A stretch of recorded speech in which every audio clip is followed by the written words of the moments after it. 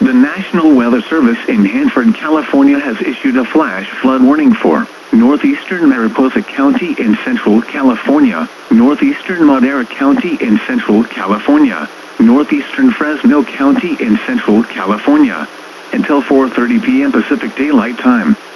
At 3:26 p.m. Pacific Daylight Time, Doppler radar indicated thunderstorms, heavy rain across the warned area. 3 inches of rain have already fallen. Flash flooding is ongoing or expected to begin shortly.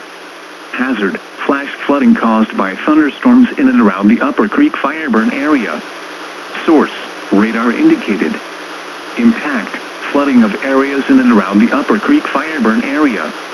Some locations that will experience flooding include Clover Meadow Wilderness Office, Graveyard Meadow and Green Mountain. Move away from recently burned areas. Life-threatening flooding of creeks, roads and normally dry arroyos is likely.